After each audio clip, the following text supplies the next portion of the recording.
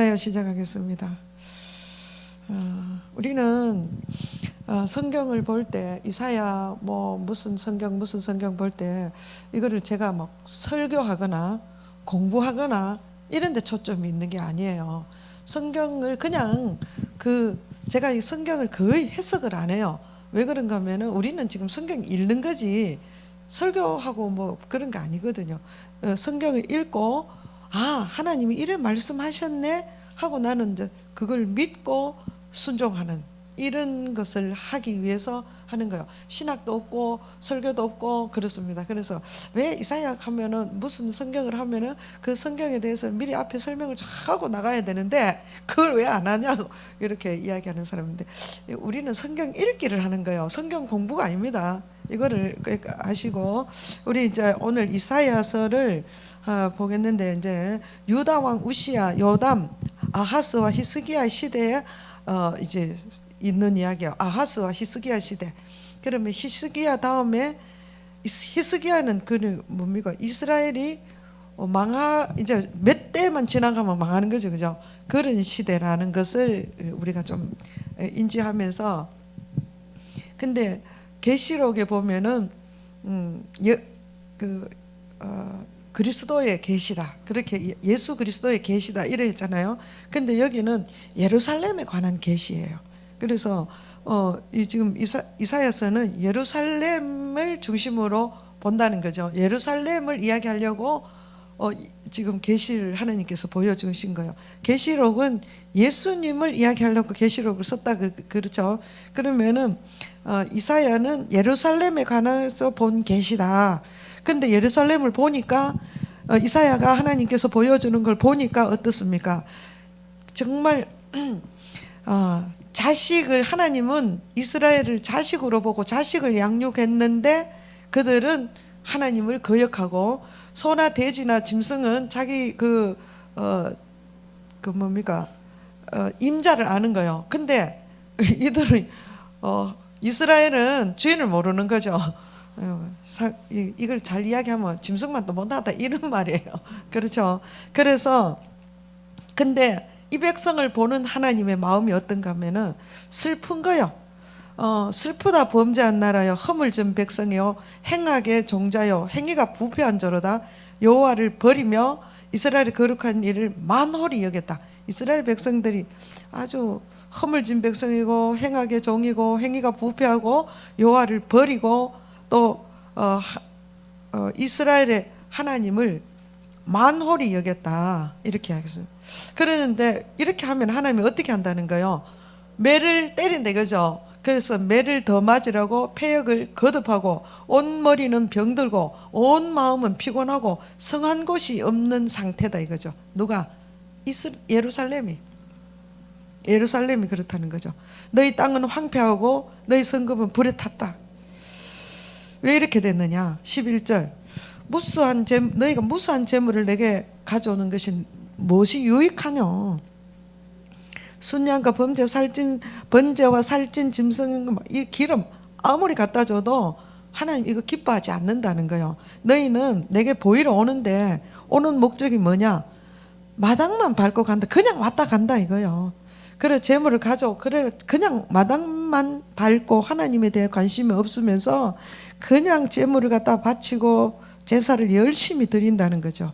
그래서 이것을 13절에 보면은 헛된 재물을 다시 가져오지 마라.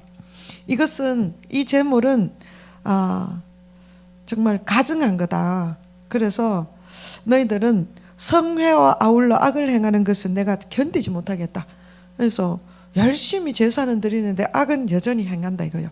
제사 드리는 목적이 뭡니까? 제사는 뭐요? 죄 문제 때문에, 이걸 다시 말하면 악이요, 이 문제를 해결하려고 제사를 지내는 거예요. 그래야 하나님을 만날 수 있잖아요. 그죠? 그래서 왜 우리가 제사를 지내는 것은 하나님과 하나님과의 관계를 이어가려고 하는 거죠. 이 중간에 이 죄, 이게 있으면 하나님을 못 만나요. 그래서 제사를 지내는 거. 제사의 목적이 이거예요, 이거. 제물을 드리는 게 목적이 아니고. 그래서 사람들은 자꾸 많은 거 많이 드리고 이거를 하는 거죠. 그럼 뭐를 안 하고 요 악을 제하지 않고 이거 악행은 그대로 하면서 제사만 열심히 드린다 이거예요. 그러니까 하나님은 안 기뻐한다. 그래서 사람들은 막 성회와 아울러 악을 행하는 것을 내가 견디지 못하겠다. 성회와 아울러 제사와 행사 절기 막 지키면서 악을 계속 행하는 것을 하나님이 견디기가 힘든다는 거죠. 우리가 예수님을 믿고 예배를 열심히 드리고 교회 봉사를 열심히 하고 뭐 교회도 짓고 선교도 하고 다 하는데 삶은 어때요? 악한 삶이다. 그 이거를 제사를 안 받는다고 어떻게 이야기했으면 창세기에 가인에서부터 출발해서부터 시작해서 지금까지 이야기해도 이걸 고치지 않는 거예요. 그래서 그러면서 15절 너희가 손을 펼 때에 내가 하나님께서 눈을 너희에게서 가리고 너희가 많이 기도할지라도 내가 하나님이 듣지 않는다는 거예요. 왜? 너희 손에 피가 가득하다. 그래서 너희는 뭐하나 하나님 앞에 와서 기도하고 부르짖고 예물 드리고 제사하고 이런 거를 하기 전에 뭐를 하라는 거예요? 16절 스스로 씻어 스스로 깨끗하게 하여 네 목전에서 악한 행실을 버리고 악행을 그치고 선을 배우고 정의를 구하고 학대받는 자를 도와주고 고아와 과부를 신원하여서 변호하고 그리고 오라 이거요. 그러면 어떻게 했다는 거예요? 하나님이 우리가 서로 변론하자. 네 죄가 주홍 같을지라도 눈과 같이 되고 휘어질 것이고 진홍같이 붉을지라도 양털같이 된다. 우리는 사람들은 앞에 내용은 빼버리고 우리가 서로 변론하자. 네 죄가 주홍 같을지라도 흰눈같이 되고 막 이것만 강조하는 거예요. 앞에 내용은 빼버리고 하나님 분명히 그리하면이에요. 그리하고 오라 이거요. 그렇습니다. 그런데 23절 보면은 이스라엘의 예루살렘의 상태가 어떠냐? 고관들은 패역하고 도둑과 짝하고 뇌물을 사랑하고 그렇게 해서 또 예물을 구하고 고아와 과부를 실현하지 않는다. 그리고 그들의 송사를 아주 수리하지도 않는 거예요. 예. 그래서 이거를 볼 때 하나님이 어떻습니까? 24절 슬프다. 하나님이 슬퍼하는 거야. 내가 장차 내 대적에 보응하고 내 마음을 편안하게 했다. 왜? 하나님의 마음이 너무 슬픈데 이거를 하나님이 스스로 하나님 마음을 편안하게 하겠다. 어떻게 하는가? 하나님이 편안하게 하는 게 뭡니까? 내가 1장 25절 내가 내 손을 돌려 네 찌꺼기를 잿물로 씻듯이 녹여 청결하게 하며 내 혼합물을 다 제하여 버리고 하나님이 재판관들을 처음과 같이 회복하겠다. 하나님은 못 견뎌가지고 이스라엘 백성을 회복하겠다는 거예요. 예, 그러면서 이제 하나님의 계획들을 보여주는 거예요. 이제 여호와의 날이 온다. 이 여호와의 날이 뭐냐? 심판의 날이 있다. 하나님의 1장은 하나님의 계획 예루살렘을 보여주고 이제는 하나님께서 여호와의 날, 하나님이 심판하는 날이 있다.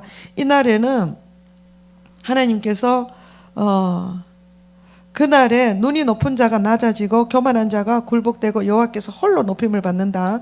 그러면서 여호와의 날이 교만한 자와 거짓과 자고한 자에게 임하여진다는 거죠. 예. 그러면서 주께서 주의 백성 야곱을 버리셨고 그들에게 왜 하나님이 왜 그들을 버리셨나? 그들이 동방풍속이 가득하며 그들이 블레셋 사람들과 같이 점을 치며 이방인과 더불어 언약을 했다. 이스라엘은 하나님과 더불어 언약해야 되는데 이방인과 더불어 언약을 하고 또 그 동방풍속 그 하나님의 이방 풍속이 가득했다. 그렇습니다. 지금도 뭐죠? 우리가 예수 믿으면서 그리스도인들이 세상 문화 풍조에 밀려서 거기 완전히 끌려다니는 이거 같다 이거죠. 그 다음에 3장에 보면은 하나님께서 이제 그래서 이들을 심판하겠다. 그런데 만군의 여호와께서 예루살렘과 유다의 의뢰하는 것을 제하여 버리겠다는 거예요. 다시는 그래서 선지자와 재판관과 선지자 복술자와 장로와 십부장과 귀인과 모사와 정교한 장인과 능란한 요술자들을 그렇게 심판하시겠다는 거예요. 그러면서 3장 8절에 보면 예루살렘이 멸망하였고 유다가 엎드려졌으면 왜 그러냐? 그들이 언어와 행위가 여호와를 뭐 했어요? 거역하여 그의 영광의 눈을 범하였다. 영광의 눈을 범하였다. 이 말은 하나님께서 영광의 눈으로 지켜본다 이 말이에요. 그 앞에서 어떻게 했는가요? 언어와 행위가 여호와를 거역했다. 하나님이 영광스러운 눈으로 지켜보는데도 그랬다 이거요. 그러면서 내 백성을 학대하는 자요. 그 이스라엘의 상태가 어떻게 되는가 하면은 이스라엘이 어느 정도 지금 우리나라하고 정말 비슷한 거예요. 내 백성을 학대하는 자는 누구요? 아이다, 아이. 다스리는 자는 누가 다스린다는 거예요? 여자라. 내 백성의 인도자들이 너희를 유혹하고 네가 다닐 때 어지럽게 한다. 그래서 하나님이 그 백성을 정말 그 죄악에 빠져 있을 때 지도자를 이렇게 해버린다는 거예요. 아이고 여자고 다스리는 자가 백성을 혼잡하게 혼란하게 만든다. 그래서 그러면 하나님은 세상은 그렇게 돌아가는 것 같으나 그래서 세상을 그러니까 화려한 옷을 화려한 옷이 수치스러운 옷이 되고 이런 삶을 살지만 하나님은 이스라엘을 버리지 않는 거예요. 시온의 영광이 있다. 그날 사람들은 세상 사람들은 정말 한 여자가 7 남자를 붙들고 그런 비참한 삶을 살아야 되는 삶 속에서도 하나님이 그날의 여호와의 싹이 아름답고 영화로울 것이고 시온에 남아있는 자 예루살렘에 머물러 있는 자는 생존한다. 그리고 모든 사람 이런 하나님은 거룩하다고 하나님 편에 붙어 있는 자들이 있다는 거죠. 이런 자들은 하나님께서 그 더러움을 씻기시고 정결하게 하시는 때다. 그래서 심판과 구원이 동시에 있다는 거죠. 그러면서 그들의 노래가 5장에 포도원의 노래가 있습니다. 포도원의 노래. 포도원은 하나님이 극상품을 심었습니다. 그런데 망대도 샀고 모든 걸 준비해놨는데 나오는 거는 들포도가 나왔다 이거요. 이거 왜 그러냐? 그러니까 이스라엘의 하나님은 이스라엘을 극상품 포도를 심었는데 이스라엘에 들포도가 나왔다 이거예요. 그러니까 이런 것을 보면 하나님께서 어떻게 하는가 하면은 5장 9절에 보면 만군의 여호와께서 내게 말씀하되 정령이 허다한 거하기 항폐하리니 그거 크고 아름다울지라도 거주할 자가 없게 한다. 그리고 열흘가리 포도원에 겨우 한 포도주 한 바트가 나가 있고 이 말은 뭐냐면은 이들의 삶이 하나님께서 극상품 포도를 심었고 하나님이 풍부한 것을 다 줬는데도 하나님을 떠나고 죄악 가운데 있으니까 어떻게 됩니까? 허다한 가옥 집이 황폐화되고 크고 아름다울지라도 거기 거주할 자가 없고 또 농사를 지었는데 열흘가리 그러면 열흘가리 같으면은 굉장히 큰 평수잖아요. 이제 평수가 한 2만 평이 된다 하거든요. 그런 그 평수에다가 농사를 지었는데 한 바트 그러면 이게 얼마 정도 되는가 하면은 너무너무 작은 소득이었다는 거죠. 한 바트가 단위가 뭐냐면은 한 바트가 22리터에 해당한다는 거예요. 그러니까 그 많은 평소에 포도를 갈아가지고 포도즙을 냈는데 22리터밖에 안 나왔다 이거예요. 그냥 아무것도 없는 거죠. 이런 일을 하게 된다. 그리고 그들이 연애는 수금과 비파와 소고와 피리와 포도주를 갖추어도 여호와께서 행하신 일에 관심을 두지 않는다. 이들은 자기들은 흥을 겪고 자기들은 좋아하고 하지만 여호와 일에는 관심을 갖지 않는다. 그러므로 내 백성이 무지함으로 말미암아 사로잡힐 것이요 그들의 귀한 자는 굶주릴 것이요 그들의 무리는 목마를 것이다.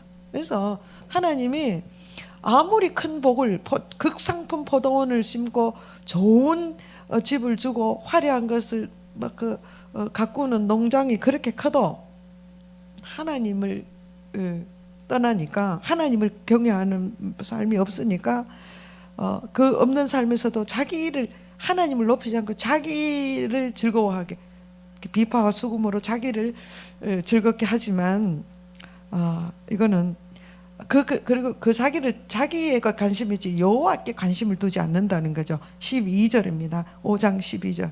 여호와께서 행하신 일에 관심을 두지 아니하고 그의 손으로 하신 일을 보지 아니하는도다. 하나님이 일하는 관심 없어요. 안 보는 거예요. 오직 내가 잘 먹고 잘 살아야 돼. 예. 그런데 잘 먹고 잘 삽니까? 그렇게 농사 큰 밭을 지어도 21리터밖에 안 나오는 그런 삶을 살게 되는 거죠. 그러나 이런 삶을 보여주는 거예요. 하나님이 이사야에게 계시로 보여주면서 보여주는데 이 이사야가 이런 것을 보면서 이제 천사의 방문을 받죠.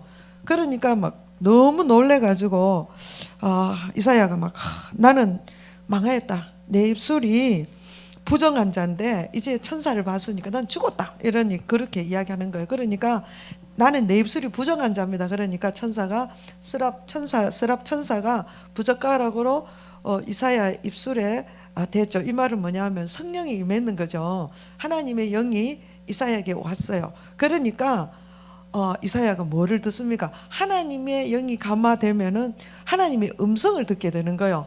그래서 이사야가 하나님의 소리를 듣는 거예요. 하나님이 무슨 말씀하십니까 하면은 이 상황, 이스라엘이 이런 상황 가운데서 하나님이 저들을 구원해야 되는데, 저들을 일깨워야 되는데 내가 누구를 보낼꼬? 이렇게 하나님이 한탄한 소리가 이사야 귀에 들리는 거예요. 그러니까 이 말은 뭐요? 하나님의 마음을 알게 됐다는 거죠. 우리가 성령에 임하시면 우리가 하나님의 영 외에는 하나님을 알 수가 없다 그러죠. 사람의 영이 사람을 알고 하나님의 영이 하나님을 아는 거예요. 우리가 하나님의 마음을 알려면 뭐 해야 됩니까? 성령의 감화 감동이 있어야 돼요. 그 성령의 감화 감동이 언제 있습니까? 진리의 말씀 가운데 정결한 삶을 살 때, 기도할 때. 그래요. 깨어서 기도할 때 하나님이 응답하는 거예요. 깨어 있지 않는 상태에서 막 자기는 악한 행동을, 아까 내 손에 피가 가득한 상태에서 하나님께 많이 부르짖어도 하나님이 뭐한다 했어요? 귀를 닫아버린다 했잖아요. 예, 그렇습니다. 그러니까 우리가 성령의 기름 부음을 받으면은 어떻게 돼요? 하나님의 그 마음을 아는 거예요. 하나님의 음성을 듣는 거예요. 그래서 그러니까 하나님 마음을 아니까 이사야가 뭐라고 이야기합니까? 내가 여기 있나요? 누구를 보낼고 이 하나님의 음성이 들려지니까 자기가 막 마음에 감동이 일어나서 하나님 내가 여기 있습니다. 나를 보내소서 이렇게 이야기하는 거예요. 그래서 우리가 하나님의 영이 임하시면은 하나님 마음을 첫째 아는 거예요. 그러면서 뭐가 나옵니까? 하나님 나를 사용하십시오. 헌신이 나오는 거죠. 그래서 예수님이 너희가 승천하시면서 성령이 오시기 전에는 예루살렘을 떠나지 마라 그 이야기를 하는 거예요. 성령이 오셔야 하나님이 일을 하는 거예요. 성령이 오시지 않으면 사람의 일을 하는 거죠. 예. 그렇습니다. 그래서 가옥은 황폐되고 토지도 황폐되어서 여호와께서 사람들을 이 땅에서 황폐한 곳으로 옮길지라도 하나님은 그루터기를 남긴다. 그러니까 소망이 있는 거죠. 그러면서 이제 이사야에게 하나님께서 이사야가 막 헌신을 하니까 하나님께서 이사야에게 엄청난 것을 보여주는 거예요. 임마누엘 하나님을 보여주는 거예요. 그래서 이제 하나님이 모든 이제 그 계획들을 이사야에게 보여주니까 이사야가 누구냐 아하스 왕에게 이야기하죠. 그래서 지금 적을 무서워하는 것이 아니라 하나님께 구해라. 하나님이 이미 주기로 다 결정했어. 그러니까 네가 하나님께 받기 위해서 정말 하나님 확실히 내가 받는 것을 확인하기 위해서 그 왕에게 징조를 구해라 그래요. 징조. 하나님이 주신다는 걸. 그러니까 이 아하스 왕이 뭐라는가? 나는 구하지 않겠나이다. 내가 여호와를 시험하지 않겠다. 이렇게 하는 거. 이게 여호와 시험하는 게 아니잖아요. 우리 이렇게 말하는 사람이 많아요. 하나님이 주시는 것을 아멘하고 받아야 되지. 뭐 자기가 하나님보다 더 잘나가지고 그렇게 하는 거예요. 나는 징조를 구하지 않겠다 이렇게 이야기하는 거예요. 하나님께서는 뭐라 해서 네가 징조를 구해라. 깊은 데서든 높은 데든지 하여튼 구해라. 그러면 구하면 되잖아요. 근데 하나님 나는 안 구하겠습니다 이런 거예요. 베드로가 고넬료 집에 갈 때 그 막 가증한 물건 내려올 때 보따리에 그때 베드로가 이야기했죠. 하나님 먹으라 하니까 아니 나는 이거 가증한 거 안 먹었습니다. 이 말하는 거 거의 비슷한 거예요. 그러나 베드로는 하나님께 굴복했죠. 근데 이 아하스는 시험하지 않겠나이다 이러니까 막 이사야가 막 선포하는 거예요.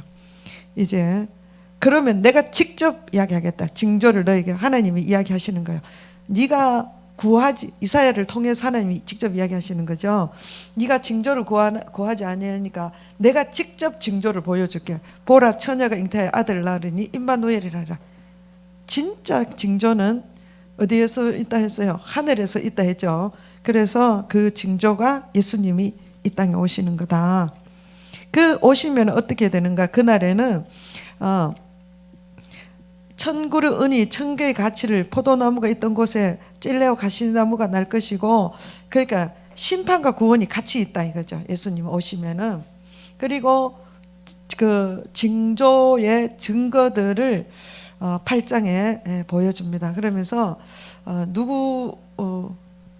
누구를 징조가 뭡니까? 이사야가 하나님이 임마누엘 처녀에게 어떻게 아들을 낳습니까? 그죠? 근데 이 징조를 증거하기 위해서 이때 아마 이사야가 나이가 좀 많았는 모양이죠.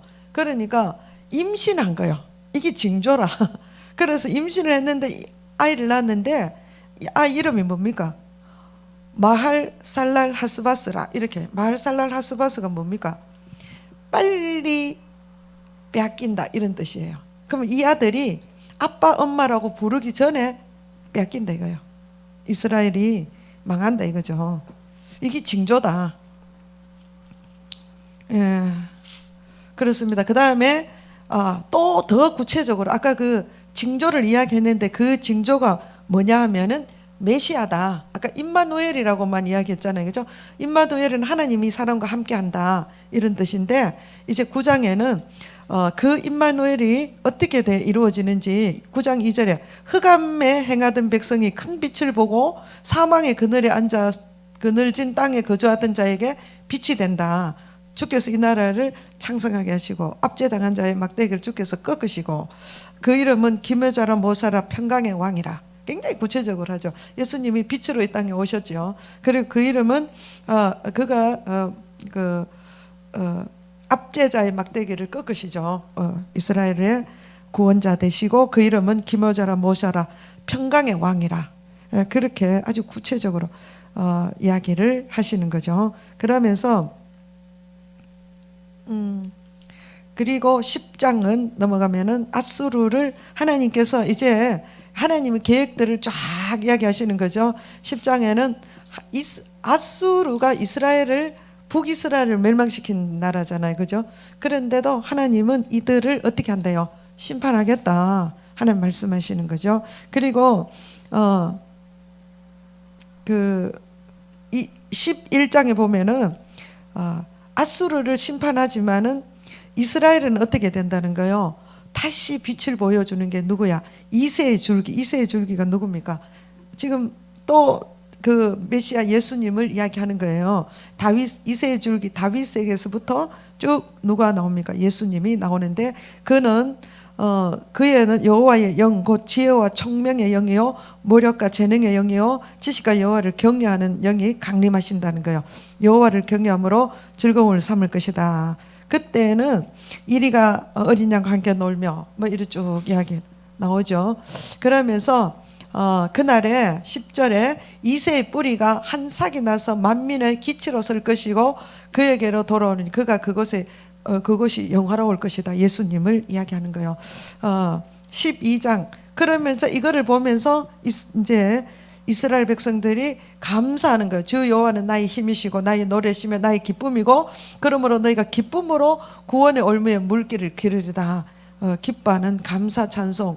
그 가운데서 또 지금 한번 보세요. 심판과 구원이 계속 한꺼번에 이루어지는 거예요. 그러면서 13장은 바벨론을 경고합니다. 그래서 바벨론은 또 어떻습니까?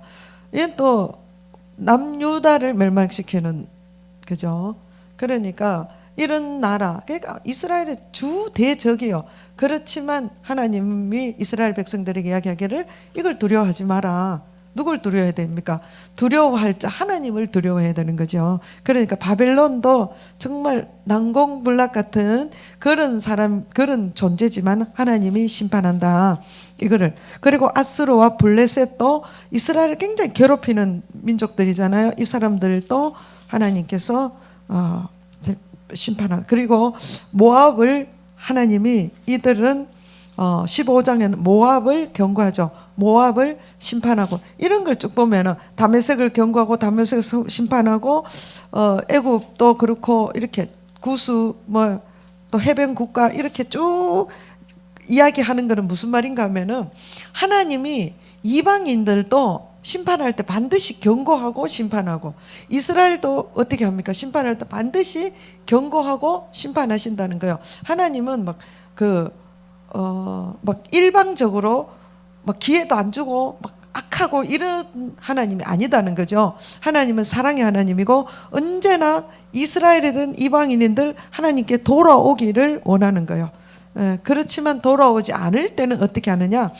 이스라엘 중에서 유다를 하나님이 그렇게 사랑해도 22장 가면 유다를 멸망하는 거예요. 유다의 멸망을 이야기하고, 또 두로는 거의 뭐 하나님과 같은 자리에 있는 이런 사람, 이런 나라죠. 이 나라도 하나님께서는 경고, 이들도 23장은 두로를 경고합니다. 여호와께서 바다 위에 그의 손을 펴서 열방을 흔드시며 여호와께서 가나안에 대해서 명령을 내사 그 견고한 성들을 무너뜨리게 하시고 이르시되 학대받은 처녀 시돈에 따라 내가 다시는 희락이 없으리니. 그러니까 그들은 너무 풍부하고 너무 희락 가운데 있는 거예요. 이것이 자기들이 영원히 그렇게 될 것 같았는데 하나님은 영원하지 않다, 이렇게 이야기를 합니다. 그러면서 심판의 날이 반드시 있다. 최후의 심판은 메시아의 왕국의 승리다. 그러니까 세상은 심판이지만 믿는 자들에게는 뭐요? 왕국의 승리가 있다는 거예요. 언제나 우리는 이 땅에도 지금 막 여러 가지 어려운 상황이 있지만은 반드시 믿음의 자녀들, 교회는 승리하게 되어 있습니다. 그 약간의 핍박은 올지라도 우리는 늘 소망 가운데 있는 것은 이미 이긴 자이고, 구약의 이사야에서도 이렇지만 우리는 신약이기 때문에 더 확실하게 이긴 자입니다. 그래서 늘 소망 가운데 믿음으로 선포하고 기도해야 되는 이유가 그것입니다. 그 다음에 25장은 주의 날에, 자, 이 주의 날은 아주 25장 한번 보겠습니다. 주의 날, 이거를 예수님이 이 땅에 오시는 날, 오시는 것이 초림에서 재림에까지가 주의 날이에요. 그거를 마지막 때라고 이야기를 합니다. 그래서 그 과정에서 주님이 언제 재림할지 모르죠. 그러나 그 마지막 때가 시작되는 것은 예수님이 이 땅에 오실 때부터 주의 날이라고 보는 거예요. 주님의 날이에요. 그래서 예수님을 믿는 자는 구원을 받았고 예수님을 믿지 않는 자는 이미 심판에 들어간 거예요. 그게 주의 날이에요. 그 한 날을 이야기하는 게 아니에요. 우리의 모든 날이 주의 날이에요. 그래서 이거는 또 이거 주의 날이 주일이 뭔지에 대해서 좀 설명을 하려는데, 유튜브를 보니까 사람들이 또 이상한 사람들이 댓글 걸면 안 되니까, 하여튼 우리가 주님의 날이에요. 우리는 신약에는 모든 날이 주님의 날이에요. 그래서 우리가 모든 날을 예배의 삶이 되어야 되는 거예요. 그 다음에 그 이야기가 여기 있습니다. 25장 6절에 만군의 여호와께서 이 산에서 만민을 위하여 기름진 것과 오래 저장되었던 포도주로 연회를 베푸리니. 언제? 주의 날이 오면. 그렇습니다. 그 골수가 가득한 기름진과 오래 저장하였던 맑은 포도주로 하실 것이다. 이게 징조입니다. 이것이 이걸 뭐라 합니까? 표적이라 그러죠. 이거를 예수님이 요한복음 2장에 이 말씀이 나오는 거예요. 그 가나 혼인잔치에서 정말 잔치에는 먼저 좋은 포도주를 내고 나중에 나쁜 포도주를 내는데, 이 집은 나중에 극상품 포도주가 나왔다고 연회장이 막 칭찬을 해줘요. 그것이 뭐냐면은 이 이야기예요. 그 주의 날이 되면은 그 포도주로 연회를 베푸는데 오래 저장되었던 것은 극상품 아주 좋은 포도주다 이거죠. 그래서 맑은 포도주로 할 거다. 그 이야기를 얘기합니다. 그러니까 더 뭐가 나옵니까? 이거를 아니까 또 구원의 찬양을 할 수밖에 없죠. 그래서 한쪽에는 심판이 있어도 구원의 백성들은 주를 찬양하고 높이고 주께서 심지가 견고한 자를 26장 3절에 보면은 심지가 견고한 자를 평강하고 평강하도록 지키신다는 거예요. 그가 주를 왜 그러냐? 그가 주를 신뢰하기 때문에. 너희는 여호와를 영원히 신뢰하라. 여호와는 영원한 반석이시다. 신뢰하라. 충성, 믿음 같은 말입니다. 그래서 여호와께서 심판하시는 길에 우리가 주를 기다려서오니 주의 이름을 위하여 또 주를 기억하고 우리의 영혼이 주를 사모한다. 이렇게 하십니다. 그러면서 또 27장 우리는 단지 잔치로 끝나면 안 돼요. 포도원 지기가 돼야 돼. 지켜야 돼요. 하나님이 주신 것들을 지키는 자가 되어야 됩니다. 그래서 여호와께서는 우리를 지키시는데 어떻게 지키시는가? 27장에 보면 크고 강한 그 날랜 뱀, 리오야단, 꼬불꼬불한 뱀, 이거 누굽니까? 우리가 선악과로 유혹했던 그 뱀입니다. 그것을 하나님께서 벌하신다. 그래 바다에서 용도 죽이신다. 그날에 아름다운 포도원을 두고 노래를 부른데 나 여호와는 포도원 지기가 됨이며 때때로 물을 주고 밤낮으로 간수하여 아무든지 이를 해치지 못하게 한다. 그래서 이스라엘 하나님이 지키신다 이거죠. 그러나 28장 그러나 하나님을 떠나고 하나님 지키시는데도 자기가 도망가면 어떻게 할 수가 없잖아요. 그죠? 그래서 에브라임의 경고, 에브라임의 술 취한 자들아 교만의 면류관은 화 있을진저 술에 빠진 자의 성 곧 영화로운 관과 기름진 골짜기 꼭대기에 세운 성이여 쇠잔해 가는 꽃 같으니 화 있을진다. 아름다운 성을 줬는데도 여기 먼저 완전히 방탕하고 이렇게 되니까 이것이 누구냐? 에브라임이에요. 에브라임은 뭐예요? 북이스라엘이죠. 예. 이들은 어떻습니까? 만군의 여호와께서 자기 백성의 남은 자에게 영화로운 면류관이 되시며 아름다운 관이 되었는데도 이들은 어떻게 했습니까? 재판장에 앉은 자에게 판결하는 영이 되시며 성문에서 싸움을 물리치는 자에게 힘이 되신다. 이렇게 하나님이 해줬는데도 그리하여도 이들은 어때요? 포도주로 말미암아 옆걸음을 치고 독주로 말미암아 비틀거리고 제사장과 선지자는 독주로 말미암아 옆걸음 치며 포도주에 빠져 독주로 말미암아 비틀거리며 환상을 보지 못하고 환상을 풀지 못한다는 거죠. 그러니까 하나님이 주신 것들로 하나님의 뜻대로 하는 게 아니라 그것에 취해버리는 거예요. 아주 이거를 방탕이라 하는 거예요. 사람이 우리가 하나님의 뜻대로 살지 못하고 하나님의 축복을 못 받는 이유가 방탕한 생활이에요. 술 취하는 거, 세상의 염려. 신약이 그렇게 써놨어요. 요한복음 아니야지. 누가복음 21장에 그렇게 써놨어요. 그러니까 우리는 그러니까 이제 제사장들이 선지자들이 하나님의 환상을 보고 하나님 말씀을 잘 증거해야 되는데 이렇게 취해가 비틀거리고 하니까 환상을 제대로 보지 못하니까 하나님 뜻을 못 전하는 거죠.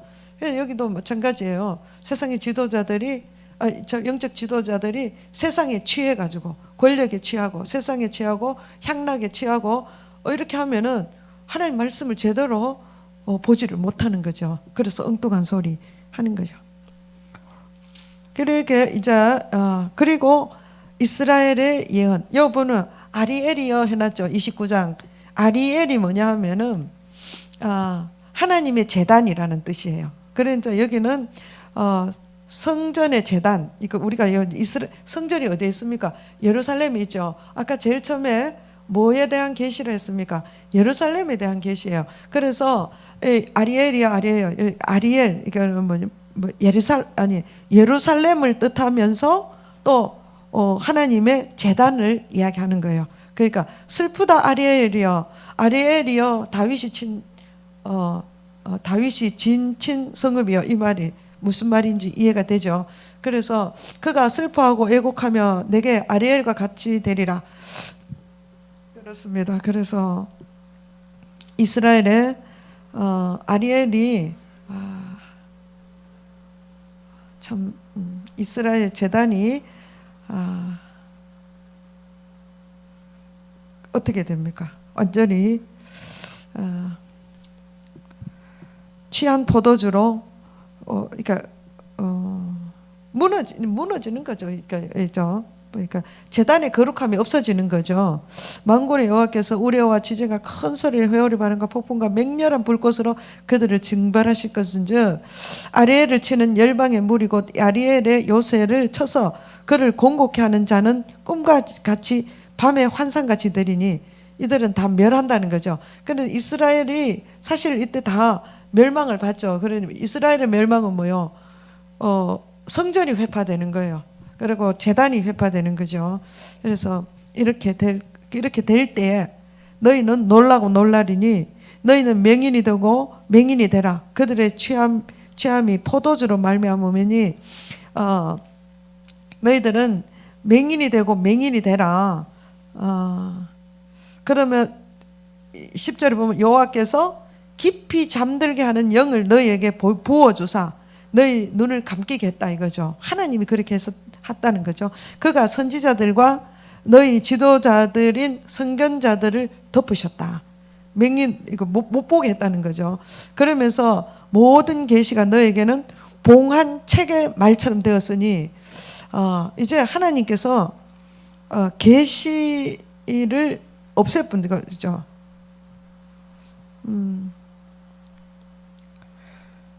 왜 그렇습니까? 그들은 마음이 없이 예배하고 마음 없이 봉사하고 하나님의 일을 싫어하고 이런 것을 계속 되풀이하니까 하나님께서 이스라엘을 어떻게 할 것인지 그들이 깊이 잠드는 영을 부어서 맹인이 되고 보지 못하고 잠들어 버리게 하고 또 심지어 성경을 가져오면은 봉한책이 돼서 열어주지 않는 거예요. 그래서 좀 읽어달라 하면 어떤 사람은 나는 글을 모른다 하고 어떤 사람은 뭐랍니까? 봉해졌으니 나는 못 읽겠다 하고 그러니까 계시가 안 열린다는 거죠. 어떤 사람은 나는 글을 모른다 이렇게 하면서 못 읽는 거죠. 그러니까 하나님이 봉해버렸다는 거죠. 예. 왜 그렇게 하는 겁니까? 주께서 이르시되 13절 이 백성은 입으로는 나를 가까이 하여 입술로는 나를 공경하나 그들의 마음은 내게서 멀리 떠났나니 그들이 나를 경외함은 사람의 계명으로 가르침을 받았을 뿐이다. 이렇게 하는 거죠. 그러니까 하나님이 봉해버리는 거예요. 예, 그 다음에 30장 쭉 이렇게 심판들을 그렇게 합니다. 그러나 심판 가운데 유다는 하나님이 늘 지키십니다. 유다는 33장에 보면 유다의 번영이 있습니다. 학대를 당하지 아니하고도 학대하며 속이고도 속임을 당하지 않는 자에게 화가 있다. 이런 사람 있죠. 이런. 그러나 내가 이제 일어나 나를 높이며 내가 이제 지극히 높아지리니 너희가 결을 잉태하고 짚을 해산할 것이며 너희 호흡은 불이 되어 너희를 삼킬 것이며 우리 중에 누가 삼키는 불과 함께 거하겠어. 하나님이 이렇게 심판을 한다 해도 내가 이렇게 할 것이다 이래도 사람들이 이렇게 이야기하는 거야. 우리 중에 누가 삼키는 불과 함께 거하겠느냐? 우리는 그런 일 안 당한다 이거요. 네. 우리 중에 누가 영영이 타는 것과 함께 하겠어요? 이렇게 이야기한다. 그 하나님을 무시하는 거죠. 그런 하나님께서 이스라엘에게 보여주기 위해서 열국을 심판하는 거예요. 34장에 그래서 쭉 그렇게 심판을 하는 이스라엘에게 하나님께서 이제 이스라엘이 돌아오지 않으니까 하나님은 뭐요? 인생 막대기와 채찍으로 때리는 거죠. 그래서 히스기야 때 아수르의 침략을 받습니다. 그런데 이 히스기야의 기도가 저는 이렇게 보면서 히스기야가 그래도 옳은 왕이었죠, 그죠? 그래서 하나님 앞에 기도하는 내용이 보면은 37장 15절 이제 사내립이 아주 교만하게 와서 하나님을 아주 무시하고 이스라엘을 대적하고 쳐들어온 거죠. 그러면서 그럴 때 히스기야가 하나님 앞에 그들의 아주 교만한 편지를 올려놓고 하나님 앞에 기도하기를 이렇게 기도하는 거예요. 16절에 37장 16절에 천하 여호와여 주는 천하 만국에 뭐 하신 유일하신 하나님이다. 주께서 천지를 지으셨다. 지금 우리 기도를 할 때 하나님이 어떤 분인지 우리가 정확하게 알고 기도하는 것이 굉장히 중요한 거예요. 이때는 막 이방 신들이 지금 특별히 그 사내립이 자기 신들을 내세워서 쳐들어오는 거예요. 그러니까 그들은 가짜다 이거예요. 목석이다. 그러나 그는 사람들이 만든 신이고 진짜 신은 유일하신 하나님밖에 없다. 그런데 그 하나님께서는 천지를 만드셨다. 우리가 창세기 때 했죠. 천지 만들었다 이 말은 하늘과 땅을 만들었다가 아니라 온 세상에 있는 하늘과 땅 사이에 있는 모든 것을 만들었다 이거죠. 예, 그렇습니다. 그러니까 그 하나님이요 나에게 귀를 기울여서 내 말을 좀 들어봐 달라. 그러면서 이들의 말을 좀 들어보세요. 저들이 그들의 신들은 불에 던져서 오나 그들이 신이 아니다. 하나님이 참신인 것을 좀 보여주십시오. 이런 기도예요. 자기 나라가 이스라엘을 이기게 해주시오. 이게 아니라 진짜 하나님이 하나님됨을 좀 보여달라. 이렇게 기도하는 거예요. 그러면서 이제 우리를 그의 손에서 구원하사 천하 만국이 주만이 여호와이신 줄 알게 해달라. 이게 히스기야 기도예요. 완전히 지금 나라가 지금 완전히 멸망 지경에 됐는데 하나님 이 나라를 구원해서 살려줘 이게 아니고 하나님이 최고입니다. 하나님 진짜 시는 거 좀 보여주세요. 이거 하나님을 높이는 거죠. 예. 그때 이제 히스기야가 이 전쟁이 끝나고 병들었습니다.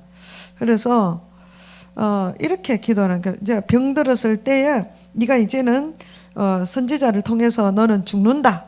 이렇게 하니까 히스기야의 기도가 38장 3절 한번 보겠습니다. 이 사람은 기도를 진짜 잘해요. 보니까 여호와여 구하오니 내가 주 앞에서 뭐 했는가?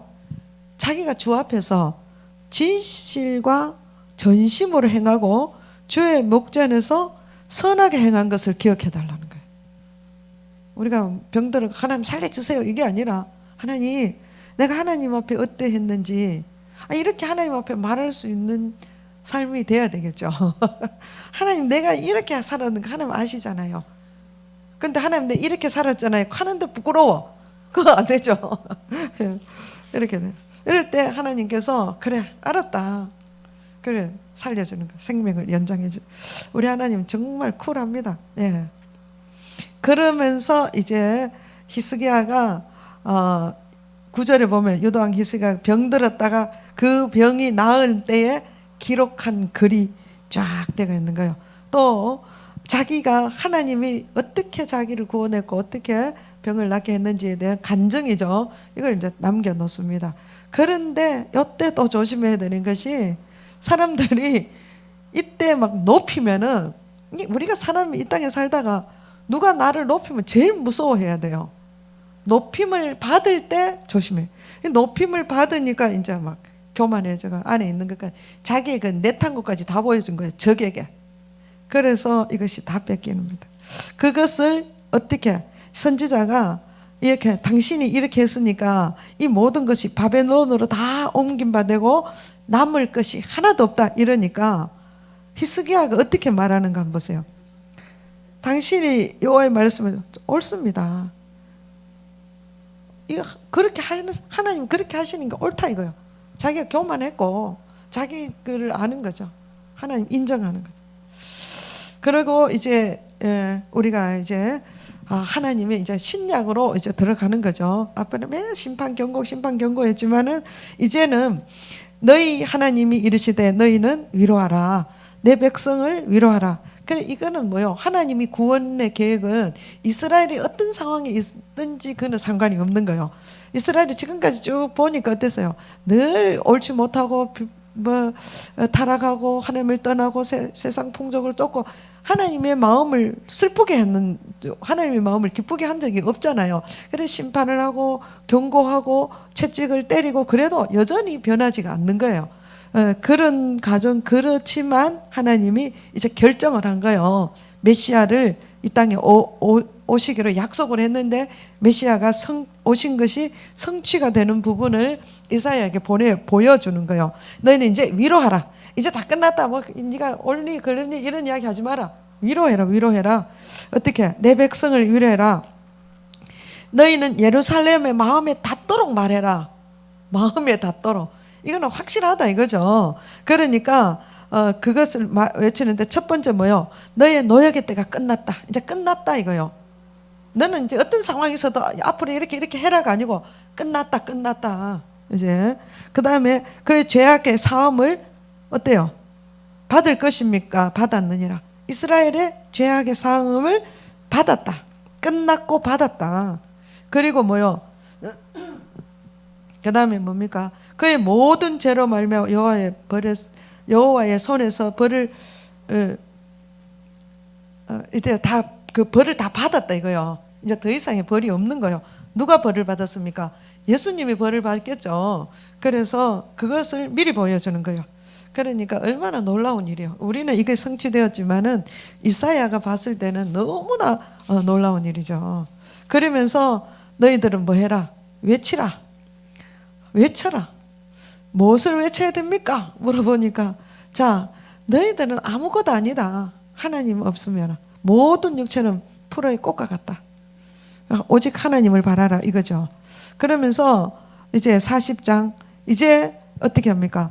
하나님의 도움을 바라봐라. 섬들아 내 앞에 잠잠하라. 섬 열방이죠. 그러니까 이들은 잠잠하라. 왜 잠잠해야 됩니까? 우리의 힘으로 구원받을 수 있는 게 아니고 오직 하나님 여호와의 힘으로 여호와께서 직접 하신다는 거죠. 힘을 새롭게 하라. 가까이 나오라. 그리고 말하라. 우리가 서로 재판 자리에 가까이 나가자.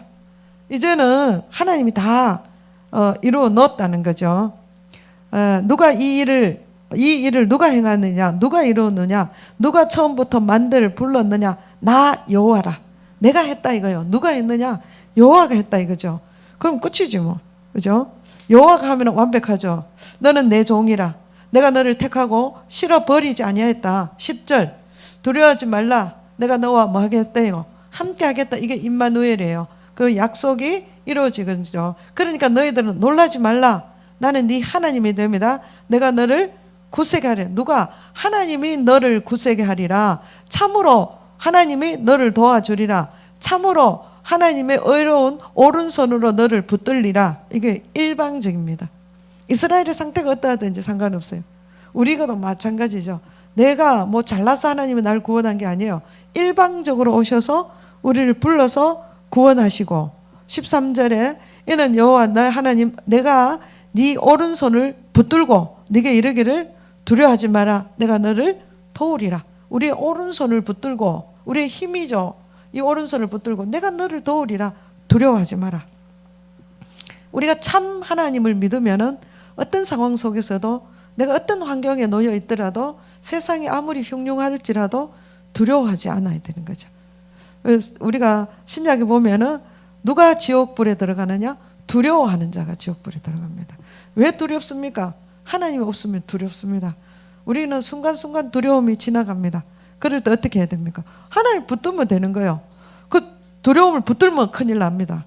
우리가 아무리 믿는 자라도 세상이 너무 어렵고 하면 두려움이 슬쩍 지나갑니다. 그럴 때 두려움을 쫓아내야 돼요. 우리가 예수님과 함께 하니까 내가 누군지를 빨리 말해야 돼. 난 두려움이 없어. 하나님 나를 오른손으로 나를 잡고 있어. 그러니까 나는 두려움이 없는 거예요. 예수님이 내 안에 계심으로 내 안에 계시니가 세상에 있는 자보다 크기 때문에 난 두려워하지 않는 거예요.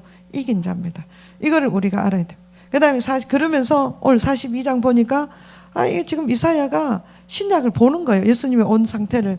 내 종, 내가 붙드는 나의 종. 이 종은 여기 보면은 그냥 종이 아니고 예수님을 이야기하는 거예요. 내 마음에 기뻐하는 자. 이거 누가 보면 나오죠. 예수님은 나는 내 사랑하는 자, 내가 기뻐하는 자라 이렇게 이야기했습니다. 보라, 내가 나의 영을 그에게 보여주고 그 이방의 정의를 베풀이라. 예. 쭉 이야기하면 하늘을 창조하시며 펴시고 땅과 소산을 내시며 땅 위에 백성의 호흡을 주시고 땅에 행하는 자에게 영을 주시는 하나님. 하나님이 누군지에 대해서 42장 쭉 적어놓습니다. 나 여호와가 너를 불렀은즉 내가 네 손을 잡아 너를 보호하고 이방에 빛이 되게 하리니 네가 눈먼 자들의 눈을 밝히며 갇힌 자를 감옥에서 끌어내며 흑암에 앉은 자를 깜방에서 나오게 한다. 나는 하나님이니 이는 내 이름이다. 나는 내 영광을, 하나님은 하나님의 영광을 다른 자에게 하나님의 찬송을 우상에게 주지 아니하는다. 보라, 전에 예언한 일이 이미 이루어졌느니라. 이제 내가 새 일을 알리노라. 일이 시작되기 전에라도 너에게 알리다. 하는 지금 계획한 것이 그대로 이루어지는 거예요. 그러면서 43장에 야곱아, 너를 창조하신 여호와께서 지금 말하는, 요 지금은 영원한 지금이에요. 그 원어 시제가 그렇습니다. 그래서 우리는 너를 창조하신 여호와께서 그 지금 이사야에게 말씀하신 그때 그 지금이 지금도 지금이다 이거죠. 지금도 지금 말씀하시느냐라. 그러니까 이스라엘에게 이야기하는 거예요, 내한테 이야기하는 거예요. 이 시제를 봤을 때는 지금 내게 이야기하는 거예요.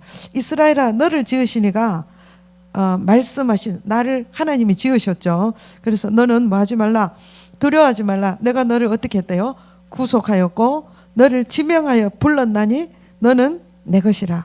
아주 중요한 거예요. 우리는 내가 내 거 아니에요. 우리는 예수님 피값으로 사셨어요. 그러니까 우리는 내 것이 아닙니다.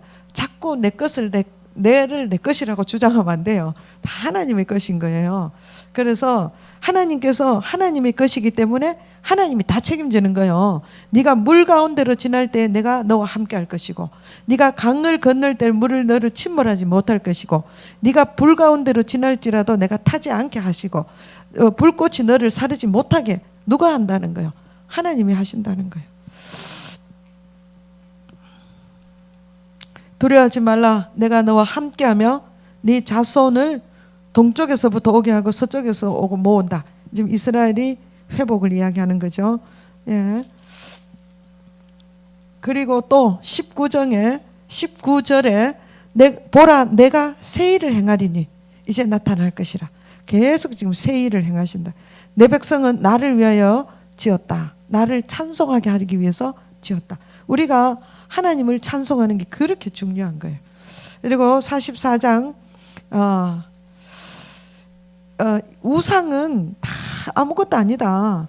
그러면서 하나님이 탁월하심을 이야기하는 거죠. 6절에 이스라엘의 왕인 여호와, 다른 신은 없다.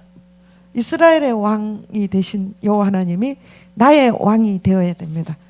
예. 그 다음에 45장은 이제 하나님께서 이제 고레스를 사용해서 고레스를 지명하여 불러서 하나님이 쓰시는 거예요. 그런데 이스라엘은 이거는 말이 안 되는 이야기예요. 우리는 고레스가 이스라엘을 구원했구나. 그렇지만 이때 당시는 이방 나라가, 그것도 붙들어가는 나라잖아요. 포로 잡아간 나라가 다시 그 왕을 사용해서 하나님이 일을 하시는 것을 보게 되는 거예요. 그러면서 45장 2절, 내가 너보다 앞서가서 험한 곳을 평탄하게 하며 논문을 쳐서 부수며 쇠배짱을 꺾는다. 왜? 돌이키기 위해서 하나님이 하신다는 거죠. 내가 나의 종 야곱, 내가 택한 자 이스라엘, 너를 위하여 내 이름을 불러 너는 나를 알지 못하였을지라도 네게 칭호를 주었다. 택한 백성 이스라엘이라고 했다 이거죠. 이스라엘이라는 뜻이 뭔지 아시죠? 하나님과 싸워서 이긴 자, 이런 뜻. 하나님을 이긴 자입니다. 그 어떻게 사람이 하나님을 이길 수 있습니까? 하나님이 이겼다고 인정해 주는 거죠. 그죠? 예. 저 주신 거죠. 예. 46장 그 뭐 5살짜리 꼬마이하고 아빠하고 씨름하면 누가 이깁니까? 5살짜리가 이기죠. 그런 이김을 했다는 거죠. 예. 그 다음에 바빌론은 멸망하고 멸망한다. 이거를 계속 반복해서 이야기하잖아요. 그리고 또 멸망 다음에 구원이다. 구원은 약속이죠. 내 이름을 위하여서 내가 노하기를 더디할 것이며 48장 9절 내 영광을 위하여서 내가 참고 너를 멸절하지 아니하겠다. 나는 나를 위하여 이룰 것이다. 계속 하나님은요. 또 보세요. 내 이름을 욕되게 하면 안 된다. 내 영광을 다른 자에게 주지 않는다. 내가 부른 이스라엘아 내가 들어라.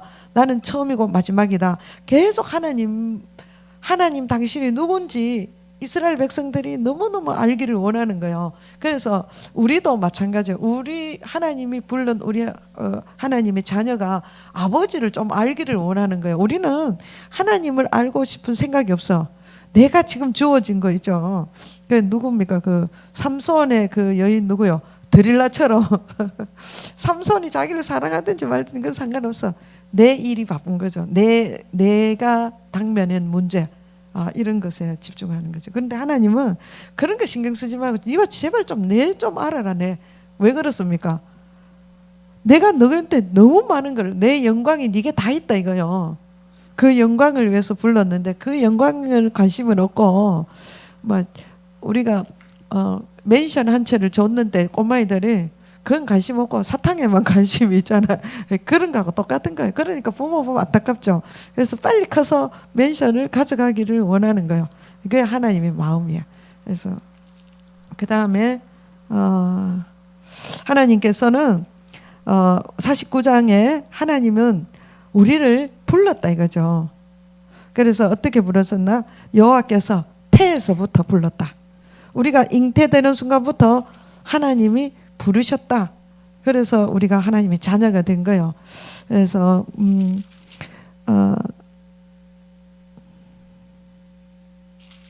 여기는 이제 부르심과 소명 49장은 그거를 이렇게 보면 됩니다. 그 다음에 50장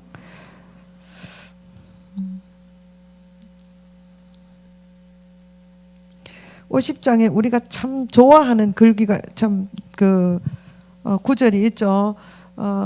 이 뜻을 좀 알아야 됩니다. 하나님께서 내가 이스라엘에 왔고 또 이스라엘을 불러도 대답하지를 않는 거예요. 그 대답하는 자가 없었어요. 그래서 왜 그러냐? 아니 내 손이 짧아서 구원하지 못하겠느냐? 50장 2절.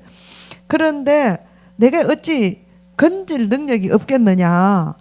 그런데 보라, 꾸짖어 바다를 마르게 하고 강들을 마르게 하지 않느냐? 내 능력이 이렇게 크지 않느냐? 너희들 다 봤잖아. 근데 내가 흑암으로 하늘을 입히며 굵은 배로 덮었는데 그런 하나님을 좀 알려고 하는 마음을 좀 가지라 이거요. 그게 뭐냐 하면은 여호와께서 학자의 혀를 내게 주소. 이걸 말해라 이거죠. 내게 학자의 혀를 주시고 또 학자의 말을 알아듣도록 하고 아침마다 깨우쳐서 나의 귀를 깨우쳐 학자들 같이 알아듣도록 좀 해달라. 이걸 지식적으로 이야기하는 게 아니라 하나님을 아는 지식을 알게 하기 위해서 학자의 귀와 학자의 혀를 달라. 그렇게 이야기하는 거예요. 이 말은 뭐요? 우리 하나님을 알기를 우리가 하나님 알기를 그렇게 갈망한다는 거죠. 하나님이 그걸 원하신다는 거죠. 그 다음에 우리가 여기 좀 하고 마치겠습니다. 52장 여호와께서 52장 12절 여호와께서 너희 앞에 행하시며 이스라엘 하나님이 너희 뒤에서 호위한다. 이거는 언제나 그렇습니다. 지금 우리에게도 그러면서 너희가 황급히 나오지 아니하고 도망하듯이 다니지 아니하리라. 보라 내 종이 이제 내 종 여기 누굽니까? 예수님이죠. 내 종이 형통하리니 받들려 높이 들려 지극히 존귀하게 되리라. 여는 되리라 했는데 여기 원어 직역하면 되랍니다. 되라. 시제가. 전에는 그의 모양이 타인보다 상하였고 그의 모습이 사람들보다 상하였으며 많은 사람이 그에 대해서 놀랐거니와 그가 나라들을 놀라게 할 것이며 왕들은 그로 말미암아 그들의 입을 봉하리니 이는 그들이 아직 그들에게 전파되지 아니한 것을 볼 것이요 아직 듣지 못한 것을 깨달을 것이다. 우리가 전에는 우리가 전한 것을 누가 믿었으리요. 그러니까 이게 전에도 안 믿는다, 그죠? 여호와의 팔이 누구에게 나타나느냐? 그는 주 앞에서 지금 예수님을 지금 이야기하는데 사람들이 이게 전에도 이스라엘은 안 믿는다는 거죠. 그런데 그는 모양이 어떠냐? 주 앞에서 자라나니까 연한 순 같고 마른 땅에 나온 뿌리 같아서 고운 모양 풍채도 없고 흠모할 만한 것이 아무것도 없는 거예요. 대단하지가 않다 이거죠. 그래서 정말 목수의 아들 마리아에게서 난 아들로 누가 그것도 완전히 시골에 예루살렘 아니고 나사렛 아니 베들레헴 아주 시골에 시골 동네에서 낳는 그걸 누가 흠모하겠습니까, 그죠? 그는 멸시를 받아 사람에게 버림받되고 강고를 많이 겪고 그를 질고를 아는 자라. 마치 사람들이 그에게 얼굴을 가리니 같이 멸시를 당하고 우리도 그를 귀히 여기지 아니하고 그는 실로 우리의 질고를 지고 그의 슬픔을 당하였거늘 우리는 생각하기를 그는 질병을 받아 하나님께 매맞음에 고난당한다 했다. 그래서 예수님은 이 메시아를 지금 이야기하는 거잖아요. 지금 우리는 이거를 지나간 거기 때문에 그대로 그림 그리듯이 보여지고 이해되지만은 이사야는 이것이 맞아 미리 예언으로 받는 상태예요. 근데 이거 얼마나 정확한가 한번 보세요. 그의 슬픔을 당해 그 다음에 하나님께 매맞으면 고난당한다 했다. 그가 찔리면 우리의 허물 때문이요 그가 상하면 우리의 죄악 때문이라. 그가 징계를 받음으로 우리는 죄악을 징계를 받으면 우리는 평화를 누리고 그가 채찍에 맞음으로 우리가 나음을 입었도다. 이거 십자가의 교환입니다. 그래서 그러나 사람들은 그를 마땅히 그렇게 해야 된다 그렇게 이야기를 하죠. 그러면서 왜 그렇게 하셨느냐 10절에 여호와께서 그에게 상함을 받게 하시기를 원하시고 질고를 당하게 하셨는데 누가 하셨어요? 하나님이 하신 거요. 로마 군병이 한 게 아니고 예수님이 스스로 하신 그거를 허락하신 거죠. 그래서 왜 그렇게 했느냐 하나님이 그의 영혼을 뭐할로 속건 제물로 드리기에 그가 씨를 보게 된 예수님이 왜 십자가에 지셨나? 속건 제물이 되는 거예요. 속건 제물은 뭐냐면은 하나님 앞에 그 성물을 범했을 때 그래서 또 사람들에게 해를 상대방에게 어떤 손해를 입혔을 때 그 죄를 없애기 위해서 속죄 대속으로 드리는 거예요. 속건제 그러니까 배상을 하는 거 배상. 그래서 예수님이 제물이 된 것, 예수님이 십자가에 지신 거는 죄와 허물과 저주와 이런 것이 다 해결된 거예요. 그래서 대신 갚아야 될 걸 속건 그리고 손해배상까지 다 했다 이런 뜻입니다. 그래서 예수님이 징계를 받으면 우리가 용서를 받고 그가 상처를 입으면 우리가 치유를 받고 죄를 지으심으로 우리가 어렵게 되고 그가 죽음으로 우리의 생명을 누리고 그가 저주를 받음으로 우리가 축복을 누리고 그가 가난을 견딤으로 부유함이 되었고 그가 거절을 당함으로 우리가 포용을 누리고 이렇게 됐다 이거죠. 이것을 이야기하는 거예요. 이사야서요. 그러면서 이제 회복을 약속하고 54장 그래서 너를 지으시니가 어떻게 됐다는 거요? 네 남편이다. 그의 이름은 만군의 여호와이시며 구속자 이스라엘의 거룩한 이시다. 그가 온 땅의 하나님이다. 하나님이 내 남편이 됐다는 거예요. 이스라엘의 남편. 우리 예수님이 우리의 남편이 돼서 우리는 마지막 때 주님 오실 때 그리스도의 신부로 교회가 주님을 맞이하는 거죠.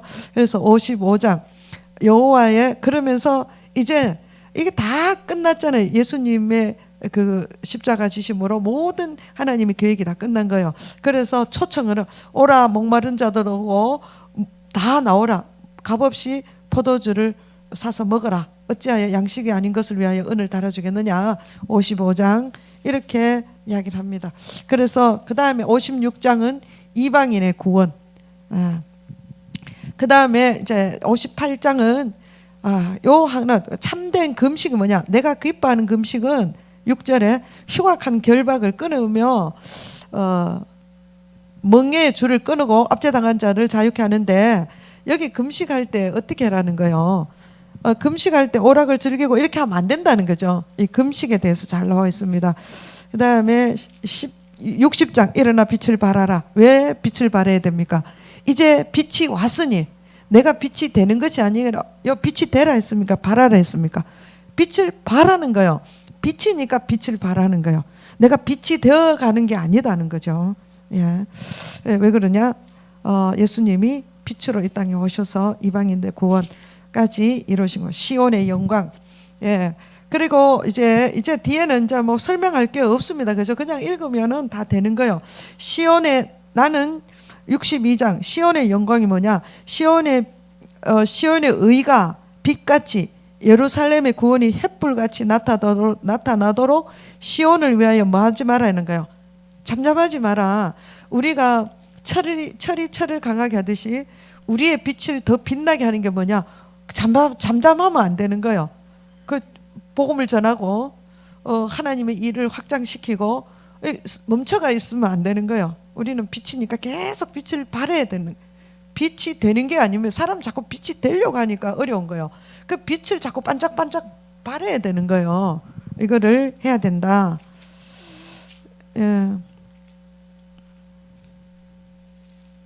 그러면서 하나님이 약속하시는데 그 강한 팔로 능력으로 맹세하시되 62장 8절 다시는 내 곡식을 내 원수들에게 양식으로 주지 아니하겠고 네가 수고하고 얻은 포도주를 이방인들이 마시지 못하게 한즉 오직 추수한 자가 그것을 먹고 나 여호와를 찬송할 것이요 거둔 자가 그것을 나의 성소의 뜰에서 마시게 하리라. 전도서에 보면 인생이 가장 행복한 게 뭐요? 자기가 수고한 것을 먹고 가족과 나누는 것이, 그러면서 여호와를 아는 것이 가장 행복하다, 이렇게 이야기했죠. 지금 회복이 이렇게 되는 거예요. 더 이상도 더 이하도 필요 없습니다. 시온의 예루살렘 66장 마음이 가난하고 심령에 통회하며 내 말을 듣고 떠는 자 그 사람은 내가 돌보겠다. 하나님이 누구를 돌봅니까? 마음이 가난하고 심령에 통회하고 내 말을 듣고 떠는 자, 그를 하나님께서 돌본다. 마태복음 신약에 들어가면은 마태복음 5장에 예수님이 직접 말씀하시기를 심령이 가난한 자 복이 있다, 이렇게 말씀하시는 거예요. 그래서 우리가 이사야를 보면서 정말 우리가 결론적으로 우리가 볼 수 있는 것은, 하나님은 모든 것을 계획하시고 모든 것을 주시고, 그 다음에 뭐요? 내가 하나님이다, 여호와 하나님이다, 내가 너에게 줬다, 내가 너를 기뻐한다.